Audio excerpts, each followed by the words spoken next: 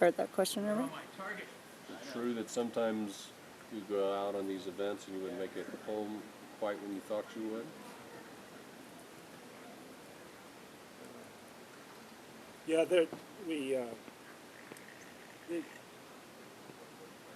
I tried always to be protesting next to some of the Quakers because they were trained so well in nonviolence. We wanted to stay away from someone who looked like they were going to assault one of the army guys with guns, and so I stayed away from them. But inevitably, we would sit down and not move, refuse to move. So we would be picked up by the police or by the army and taken to be processed. And usually the processing took endless hours, so you had to wait, and then you'd have to come back for a trial. And usually it was not classified as a significant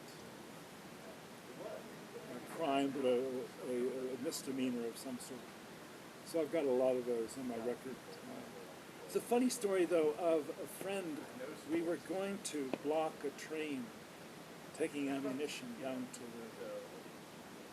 to the docks in New Jersey. And for some reason, I couldn't go. I don't know what it was. But the group, we always carried a cross. And my friend Jerry Reardon, it was his turn to carry this. And the group was standing in the tracks, blocking the train. And when the army comes to remove you, they're frightening because they stop. You hear the pop, pop, pop, pop, pop, pop, pop. And it's just really scares the bejesus out of you. You know, I would wet my pants almost seeing that. I didn't care for that at all. But it was his turn to carry the cross, and so they told him to put it down. And, you know, he couldn't put it down. So they carried him hanging from the underside of the truck. I have pictures of him, and it was so funny. I mean, I cracked up when I said, well, you know, they arrested him, of course, and I said, Jerry, what happened? He said, well, I couldn't put down the cross, so I had to just... So they picked up the cross on me and took me away. So it was funny. That would have been a front page photograph. that was a front page photograph. That's right. I'm going to switch gears for a second and ask you a couple more light-hearted questions. Have you ever broken a bone? Yes. Playing football, I broke my wrist. Yeah. Did you have to miss part of the season for that one? I did.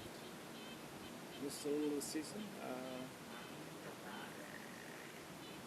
But that's the only time, I think. And can you tell us about your first kiss? Oh my God, yes. Joanne Woltz. And I was so timid.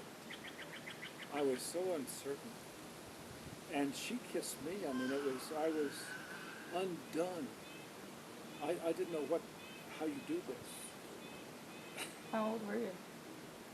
I think I was about 23, I think. No, I was 16, I guess, 15. Which is really funny because I was so naive, unbelievably naive. And she and I have become longtime friends. I've been in contact with her recently. She's lovely, unique woman.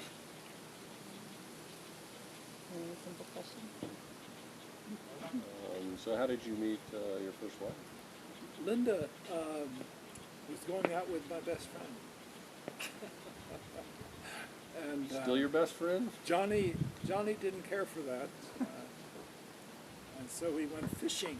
And I remember that Linda impressed me because she was willing to put on the worm herself. Okay. So that's when we began to date, and I was in school at Gilman, and I was at Williams then, and she was at Emory University. So that's when we met. Okay. You can tell us a little bit about your kids?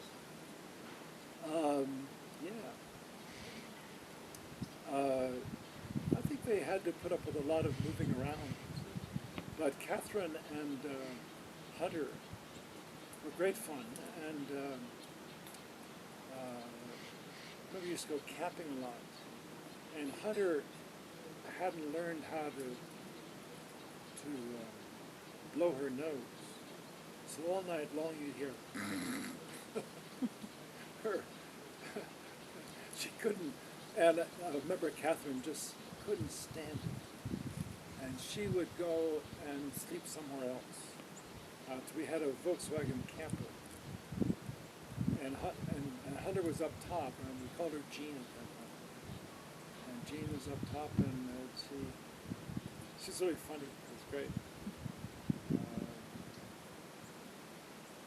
They went to school, and we lived in West Philadelphia after I'd been at the Urban Training Center in Chicago for a year.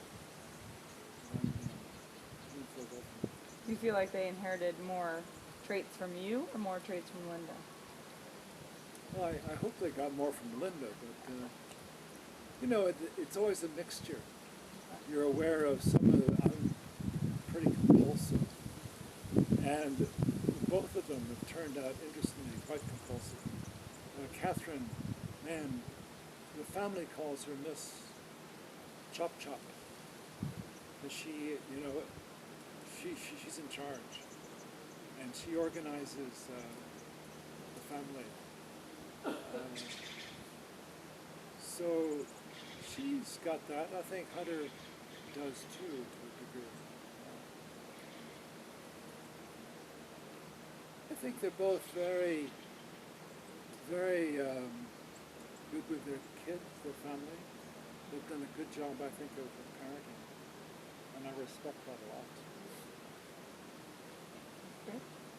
When did you decide that you wanted to become a psychologist? When I realized that we had hired a psychologist to work with a group of us who were resisting the war, Vietnam, and we worked with them once a week for about a year and a half, and I thought it was really just for our own work and our professional. And then I realized that the person that needed therapy was me. So I began my own therapy. And then I think after we left Philadelphia and went to Princeton, I went to had an evaluation about the future. And the counselor said after all the testing that they felt that I really liked to be focused in one area, and asked if I'd ever thought of getting a PhD, and I had not. And then I was at Princeton for 3 years, and over that time decided this is what I wanted to do. If you're a parish priest, you're kind of all over the map doing things. So to have a focused competence is what I saw. Okay.